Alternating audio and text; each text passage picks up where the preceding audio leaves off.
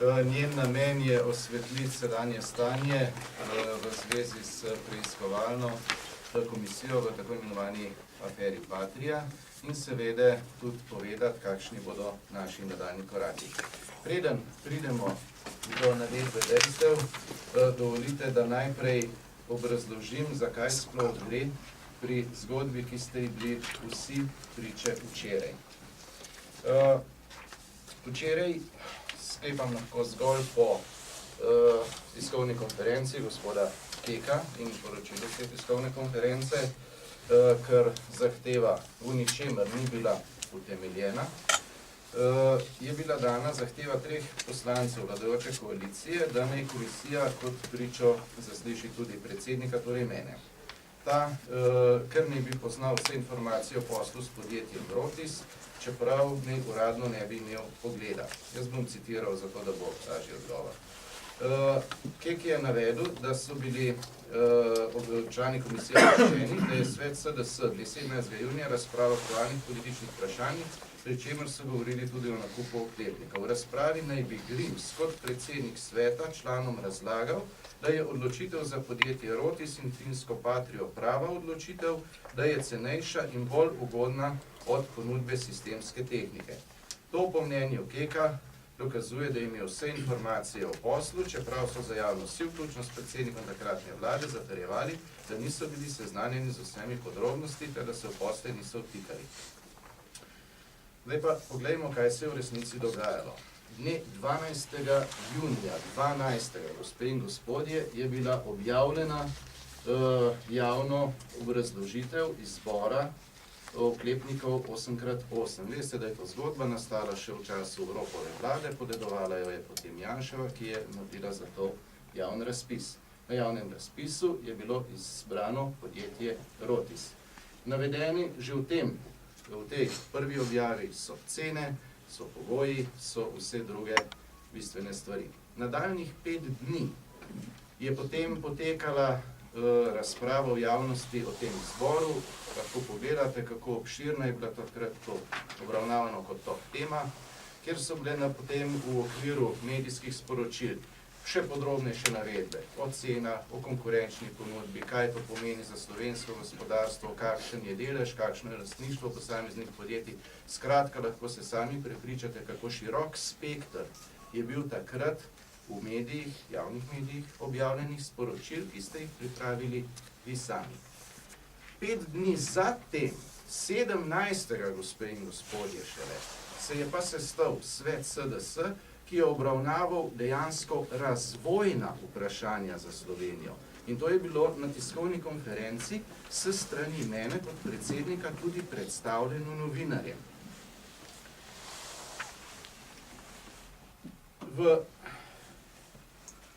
Poglejte, bom spet citiral, kaj je bilo poročilo STA-ja.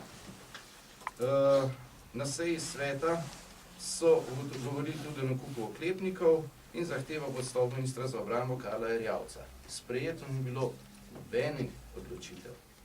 Edino, kar smo ugotavljali, vsi takrat, jaz neposredno v razpravi niti sodeloval, kaj šele, da bi jaz razlagal to, kar mi pripisuje gospod Kek, samo hodil sem sejo, in potem sem predstavil novinarjem, kako je potekala razprava na seji. In praktično ugotovitev vseh razpravljalcev na osnovi tega, kar je bilo politično ocena poročanja medijev, je bila, da za slovenski razvoj je izbrana ponudba vsaj tako ugodna kot konkurenčna. To se pravi, da v ničemer Slovenija ni poškodovana. Tako je bilo sporočilo, ki ga je bilo možno razbrati iz vašega poročanja v tem okviru. Poleg tega so bili takrat tudi, se boste spomnili, obširne polemike, kdo je v lasti koga. Predtem je bila sistemska tehnika izjemno poceni prodana Viator Vektorju, oziroma gospodu Pavčku. Na to je 29% tega odkupu oziroma bilo prodano avstrijskemu partnerju za to, da se je pridobilo licenco Valk 8x8. Zanimivo pa je, da je ocena stroškov te licence precej višja, kot je bila pa nakupna cena. Ampak to naj bi bil predmet preiskovalke. so bile pa v javnosti vse te ocene, cene, seveda in ostalo že zdavnaj prisotne, so bile predstavljene že celo nekatere mesece pred tem. In na tej osnovi so tudi bile dane ocene razpravljalcev, torej razpravljalcev na seji, ki sem jih jaz predstavil novinarjem na tiskovni konferenci, da sistemska tehnika ni v slovenski lasti, ampak je to tudi ameriško podjetje. Skratka, lastniški deleži so bili v obeh različni. Ne?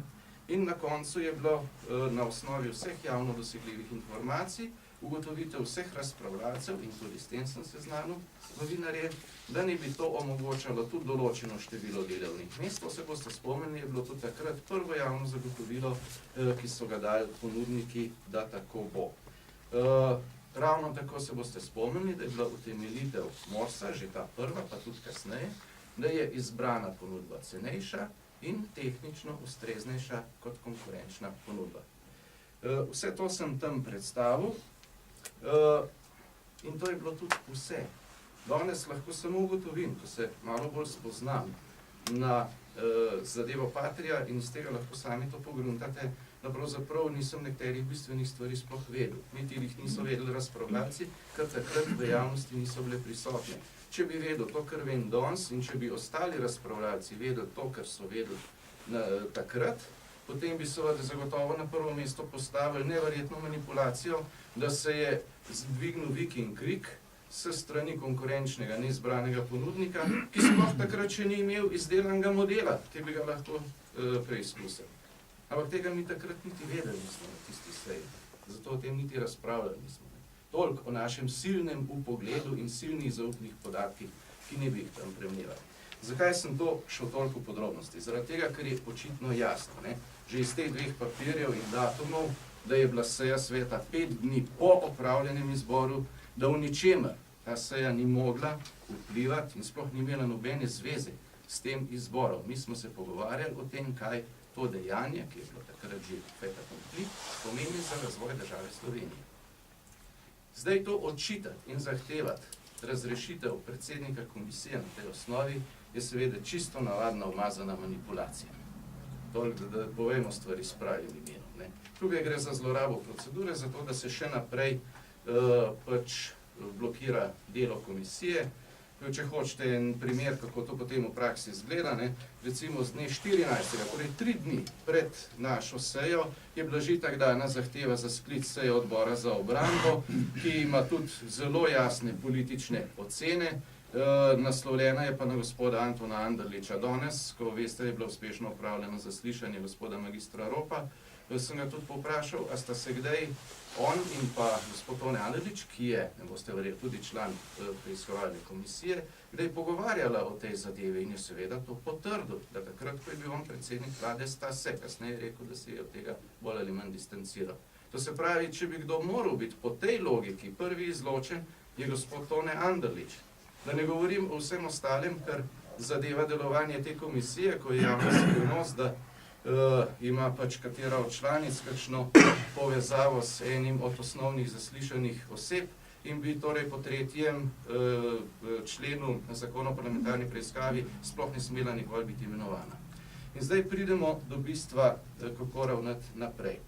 Namreč dejstvo je, da tovrstne zlorabe procedure postajajo pač reden način dela parlamentarne koalicije, vladajoče koalicije.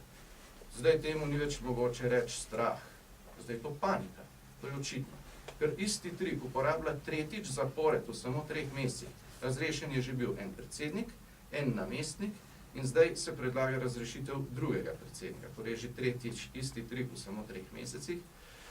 Je očitno, da ima seveda en sam cilj. To pa je, da se popolnoma blokira delo komisije in prepreči razkrivanje političnega ozadja tako imenovane afere Patria, ki je, to pa zdaj lahko rečem, ko sem lahko pridobil že praktično vse zahtevane dokumente in si jih tudi ogledal, ima izjemno zanimivo ozadje. Noter boste srečali konflikte interesov, ko ima kronska priča na prejšnji preiskovalki, to smo vsi vedeli sicer, ne samo direktno navezavo poslovno povezavo, celo zastopanje konkurenčnega podjetja, ampak je po dopisu Morsa, s katerim sem bil prvič seznanjen, bil je pa javen iz leta 2008, celo bil šef konkurenčne ponudbe, to se pravi sistemske tehnike, zadeve imenovane Krpan 8x8. Bil je šef konkurenčne ponudbe, pa to je po evropskih kriterijih ne samo konflikt interesov, ampak je že koruptivno dejanje po vseh aktih Evropske unije. Dajte si to pogledati. Navajalo se ga je pa kot strokovnjaka, to sledi iz enega javnega dopisa Draga Kosa, kot strokovnjaka za javno naročanje. Ko sem zadeve preveril po javno dostopnih bazah podatkov, sem ugotovil, da ima licenco za ocenjevanje prometnih nesreč. Toliko o tem, kaj se je dogajalo. Kaj je jedro te zgodbe, kot jo vidim zdaj, ko malo več pogleda, da je pač prihajalo v času Ropove vlade, že v času LDS in SD, ki sta imela absolutno večino v parlamentu, do lobiranja dveh konkurenčnih firm preko različnih vzvodov in se je to potem poskušalo pripisati tistemu, ki je vse skupaj dobil kot dediščino in seveda sklepi, ki so ga zavezovali. Problem je bil, da se je šlo potem na javni razpis in je bila zgodba taka, kot je bila. Zdaj, kako bomo ravnali naprej? Danes je bila vložena pred kratkim zahteva za oceno ustavnosti 3. člena zakona o parlamentarni preiskavi, kajti več kot očitno je iz tega dogajanja, da omogoča tak zakon neomejeno zlorabo, da se ljudi celo na osnovi očitnih laži in neresnic, to kot je bila recimo tale, ki sem jo upam dovolj dobro dokumentiral se strani gospoda Peka, koliko želite je lahko še bolj, oziroma predlagateljev moje razrešitve, ali pa sploh brez kakršnekoli obrazložitve nekoga izloči iz dela preiskovalne komisije. Tak zakon je očitno podnormiran in je zato tudi očitno protiustaven. Ker če bi to nadaljevali, če bi to logiko delovanja sprejeli vsi v parlamentu, potem lahko eden za drugega vsi zahtevamo, da se nas uvrsti kot priče in ukinemo delo preiskovalnih komisij čez noč. To seveda nima nobenega smisla več. Predlog je tudi za začasno zadržanje 3. člena do odločitve Ustavnega sodišča, ki bo, upam, ta sporni člen zadržalo. Bomo seveda z nadaljnjimi koraki počakali. Vsekakor pa je naš cilj, da komisija nadaljuje delo in da ga tudi uspešno dokonča, da torej razkrije vse tiste zamolčane plati tako imenovane afere Patria in da to opravi seveda v tem mandatu. Temu bomo podredili vse od našega dela, strokovnega in drugega znanja.